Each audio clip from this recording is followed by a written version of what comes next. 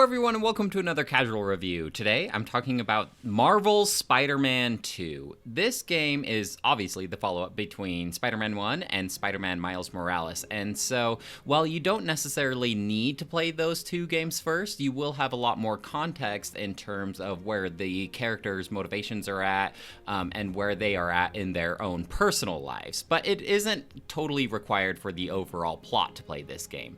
In this game, you do frequently swap between Peter Parker and Miles Morales. Sometimes you're forced to switch between them in the story mode, and other times when you're just doing your thing, doing your Spider-Man thing throughout the city, stopping crimes, that kind of thing, you can actually choose which character you want to play as. I will say that the plot mostly revolves around Peter Parker, however. Miles Morales is in there, he's got some stuff going on, he's trying to write a college essay, he's got his relationships that he's trying to build up with his friends and a potential love interest and his mother, but like really other than that, the main central plot still revolves around Peter Parker. And I'm hesitant to bring up too many spoilers here, so here's your spoiler warning. I'm not bringing up major spoilers, but just some minor things. The plot mostly revolves around first our villain named Kraven, and Kraven is a hunter,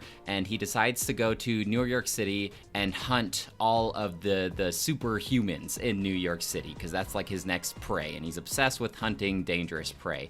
And in this game, most of the villains from the first Spider-Man game are either in jail or they are reforming their ways, like Tombstone, he's working at Coney Island, and Dr. Connors, the lizard, he's now trying to just be a regular scientist. And so Spider-Man, like, if these were just really bad villains, then obviously it'd be kind of a little more okay with Kraven hunting these guys, but because they've reformed, we are actually trying to like side up and defend these previous villains, which is kind of a cool take on things because we get to see like the duality of these previously villainous characters. Alongside with Kraven, there is a whole Venom subplot here, and I won't go too much more into that, but Venom is in this game, and Spider-Man does get some Venom powers that you get to play around with. As far as gameplay goes, these two Spider-Men have a lot of similarities, but they do also have a couple different powers. For instance, you know, Miles has his invisibility and he has his electric powers. I always forget to use his invisibility, but his electric powers are cool. And then Peter Parker obviously has like his mechanical spider legs that come out of his back, and then a couple of Venom powers as well. But in addition to these separate powers, you also have your Spider-Man gadgets, and these two characters share the same Spider-Man gadgets. Like one webs up a bunch of enemies, one sends out like a sonic blast that stuns enemies. So there's those similarities, but then they also have their own special abilities. And I really like the way that they handled abilities in this game compared to the first Spider-Man, because in Spider-Man 1, whenever you're trying to toggle between like your different gadgets, you have to open up this scroll wheel, which pretty much halts all sense of gameplay.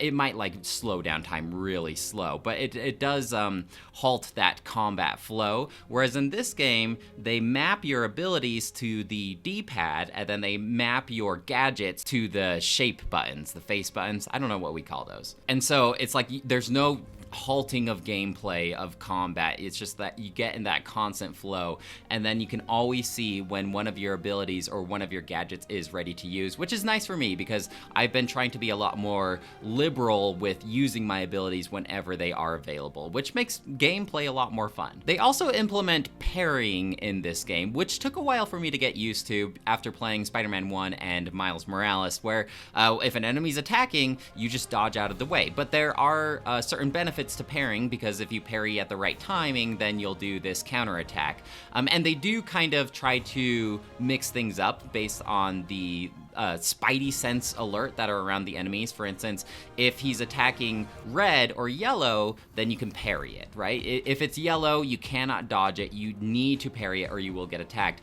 But if it's like a blue spidey sense, then you cannot parry it. You have to dodge out of the way. And I was so terrible at getting that reaction, knowing when I was supposed to parry or dodge. But I did get a lot more familiar with parrying, and the blue spidey sense alerts usually didn't happen unless you're facing against a boss. And so pretty much always it's in your best interest to parry rather than dodge out of the way, because you get that counter attack. A lot of the RPG mechanics carry over from the previous Spider-Man games. You do have a shared skill tree that both Peter and Miles can utilize, but then Miles also has his own skill tree alongside Peter, which enhance and upgrade their own unique abilities. And at first I wasn't too crazy about this because I have this compulsive need to keep everything equal, and so I feel like I'm using talent points to upgrade skill trees for a certain character that I'm not even playing at the moment. And I know this is kind of a me problem, but it just feels like I'm not able to 100% utilize the talent points because I'm splitting them up between two different characters. You can also upgrade your gadgets, and then of course you can unlock a ton of different costumes for both of these Spider-Men. Now, unlike the first Spider-Man game, abilities are not attached to Spider-Man suits. These are strictly cosmetic. However, one thing that I really do like about these spider suits is there's so many Spider-Man suits, just like the other Spider-Man games, but then you can also unlock different color palettes for them, and so that really increases the potential of customization. And a lot of these suits look really, really cool. Almost a little too over the top even. So how are you acquiring these talent points? How are you acquiring these resources to upgrade your gear and unlock new costumes? Obviously, you're doing the open world thing. You're swinging around New York City and you are stopping crimes. There's some Mysterio challenges, which are basically like arena battles. There are times when you're defeating Kraven's hunters, or you're like chasing down Kraven's drones to acquire data. You're collecting these spider bots that are hidden throughout the map. It's just a lot of little tasks that you need to do. Some of them I enjoy better than others. If you're going to give me a lot of these little tasks to do, at least make them really quick and snappy and not like a huge time commitment. And for the most part, a lot of these weren't huge time commitments, besides like that one where you have to chase down the drone and you have to like follow in their slipstream to gather up data. That takes a little too long. You also have to take pictures of certain landmarks around New York City, similar to Spider-Man 1. However, I did not like this nearly as much because I feel like in Spider-Man 1, you could just be swinging past the landmark and it was really quick and snappy just to take a quick picture from super far away, and it was quick and convenient. Compared to this game, you have to get so close to the thing that you're actually taking a picture of. You almost just have to like completely land on the ground. And this is a minor complaint, but how you open up the camera is you have to like swipe up on the little touchpad in the center of your PlayStation 5 controller, and it doesn't always work for me. Similar to opening up that Spider-Man app where people around New York City can request certain tasks for you to do. To open that up, you have to swipe that touchpad left to open that up, or switch between both Peter and Miles. And the touchpad, I don't know, the touchpad doesn't really work for me. It doesn't respond the way that I would like compared to a simple button press. Again, that's just a minor complaint, but I thought it was worth mentioning. Another complaint that I have is the map of New York City, because in previous games, it did the typical open world thing where you had to, I don't know, hack into a police satellite and it would reveal a section of the map and all of the different tasks within that area that you can accomplish. In this game, they completely did away with these reveal towers that are so common in open world games, which I feel like what happened is there's been so many complaints about open world games by this point where people are fatigued by unlocking these control towers and seeing all these icons on the map. And so what they did is they completely did away with these viewing towers, but they still have all the icons. And so it's really like the only way that you can uncover these tasks, or like the spider bots, or these Craven events. The only way that you can find out about them for the most part is just by swinging around New York City and hoping that you'll stumble across them. And so it's like, yeah, you did away with the viewing towers, but you still have the icons all over the map. You just made them a lot more inconvenient to find. Now, to be fair, for most of these tasks, they did reveal themselves naturally by me just playing through the game, swinging around. Besides these spider bots, because scattered throughout New York City, there are these little spider robots that you have to recover, and they kind of emit this like almost sonic blast, like this soft little ping noise, and if you're close enough, then you can see that ping bubble. But there's not really like a way to reveal these easily, because it just feels like you have to get so close to them in order to reveal their actual locations, that this was one of the very last things that I had to collect, because they didn't reveal themselves as naturally as all of the other tasks. That being said, I did 98% complete this game, and I can't exactly tell what that last 2% was. As far as I know, just looking at the maps, there's no icons that I need to go take care of. I feel like I've done everything. I've unlocked all the suits, I've upgraded all the gadgets. I feel like I've done everything except maybe these Mysterio arena battles. I don't know if that counts to the percentage or not. I have done them all, but you get ranked based on like how fast you do these arena battles. And I don't think I got gold ranking on all of these Mysterio battles, and so maybe that's my last 2%, is I actually had to go back and get the gold ranking for all those. Traversing around the city is as fun as ever. This game introduces the web wings, which essentially allows the Spider-Man to glide through the air. This does not feel like playing as Spider-Man compared to like swinging through the cities, but it is a really fast way of traveling. There are these vents that blow air upwards, which kind of give you like an additional lift. There are these airstreams scattered throughout the city that you can just kind of follow into this windstream tunnel, and it will like blast you where you need to go.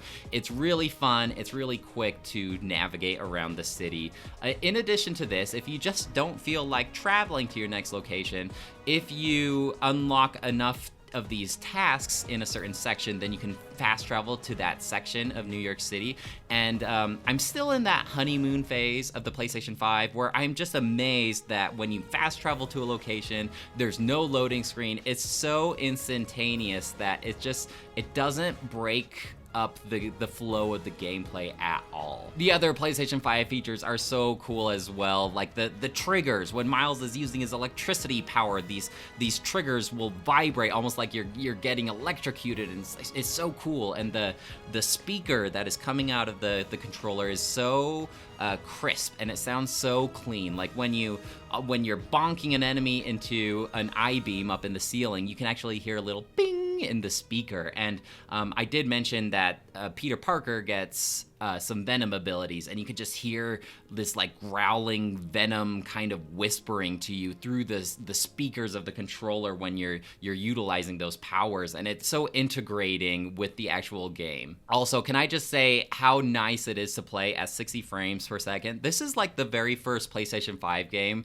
where I think by default I was playing on the visual mode, where everything is supposed to look better, but then I changed that to performance mode, where everything was 60 frames per second, and it is such like this visible difference. It's like, whoa, I get it now. I get why people are so hyped up about 60 frames per second. They did bring back the stealth sections, because not only are you playing as Peter and Miles, but you also get to play as MJ, and I feel like they've really sped up, and they've really made these MJ sections more exciting, but you're still stealthy, and sometimes you're still thinking, I just want to play as Spider-Man. But MJ, she's equipped with like this, almost like this taser thing, and she's equipped with like all this other gear that she's been given throughout the first Spider-Man game, and so it's a lot more quick and snappy. Eventually, some of the MJ sections just end up being like a third-person shooter, where she's just shooting these enemies with this taser laser gun. She really holds her own though, I must say. She's not like the damsel in distress. I like how